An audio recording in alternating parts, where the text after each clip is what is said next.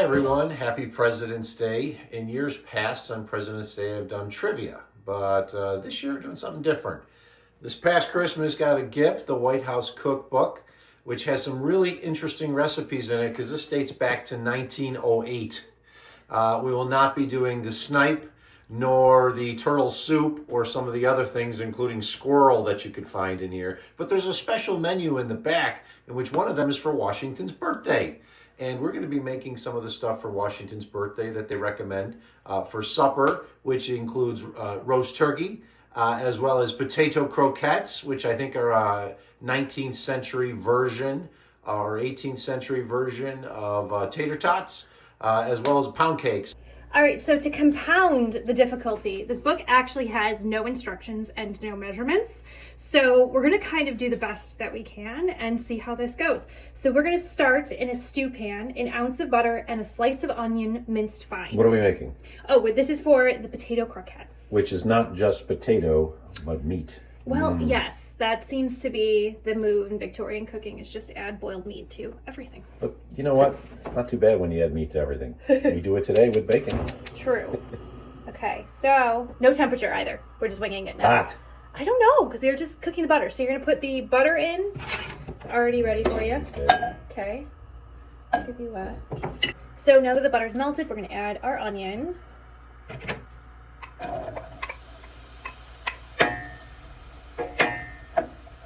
We're going to let that cook down. I think. There's no real instructions. There's no instructions. Just you add this, you add this, you add this. We are frying onions, but no pierogi. Does smell like a Polish Easter, though. So our onions are translucent, just starting to turn brown, so I think they're good. The next thing, and I quote, is add a level tablespoon of sifted flour, stir the mixture until it becomes smooth and frothy. You could go ahead. I can make some pretty good dinners, He can. He's a very good cook. but when I don't have measurements, I'm kind of lost. Just like George Washington, we have lactose-free milk. That's good. Okay. All right, so we're gonna do our salt and our pepper. And it just says some salt and pepper. So, That's some. and then pepper. This is brand new pepper.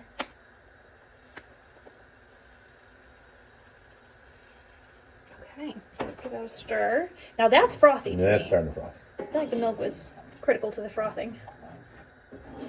Other than let it boil, stirring it all the while. So I think we are cooking this down into a thicker sauce. Like George This Washington, we're enjoying a Yes. nice glass of red wine with this. And for those who will say, why is he drinking? I am not driving tonight. All right, so the next thing we're gonna do is add our ham.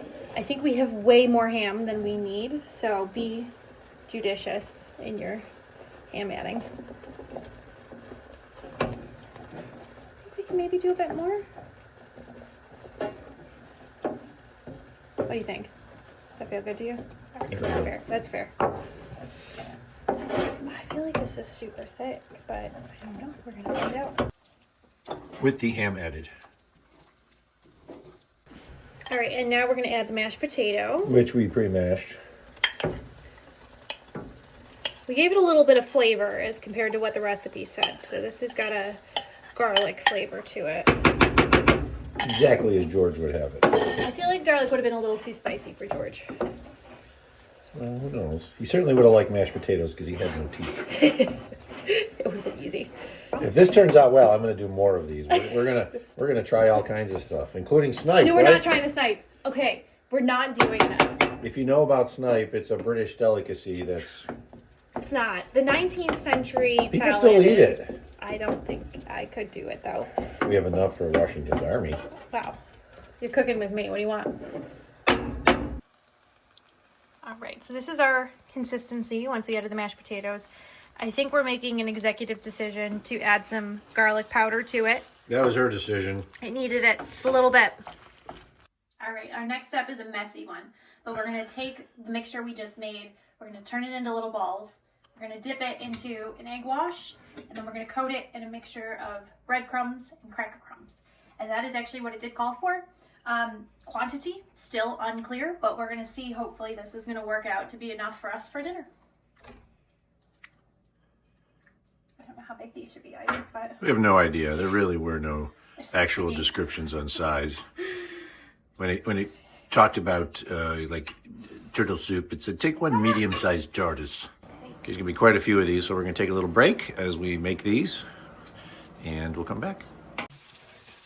So the meat and potato croquette balls are now in the frying pan. We have a lot. We will be serving the equivalent for Washington's Army. Ooh, that's perfect. But it's coming out looking like a kind of a crab cake, but it's not a crab cake. It's a meat and potato croquette cake. So remember, this is a special meal from the White House cookbook of 1908 to celebrate Washington's birthday.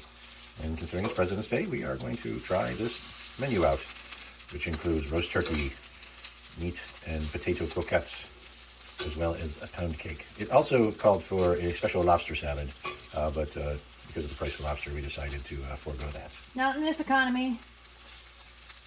They're looking pretty good. They are. I'm impressed. So now we have pan-fried our meat and potato croquettes. You can see we actually have some over there that we already did. They come out really looking like crab cakes, and they taste really good. I have to retract. They are not tater tots. They are soft and warm with the little sort of crab cake exterior. They're quite good, and I could see why you would want to serve this on Washington's birthday as something he would have enjoyed. Okay. All right, so we roasted some turkey. We finished the croquettes, and we decided that unless you want to look like Uncle Jumbo, if you know what I mean, Grover Cleveland, or William Howard Taft, we thought we might add some vegetables, because almost none of these recipes have vegetables, unless you consider potato a vegetable. So we now have roast turkey, potato croquettes, which include sliced pieces of ham, and are actually quite good, as well as some roast carrots. And because it says to have it as part of Washington's celebration, his birthday, pound cake. So I'm not certain if George would have eaten this. It looks like something he might have eaten, but we're going to try everything. It looks pretty good, and happy President's Day to all. So happy President's Day to all. We have our roast turkey with potato croquettes with ham inside, as well as we decided we needed some vegetables, so we had some carrots. I think the turkey, I'm pretty certain I know what this is going to taste like because it's turkey.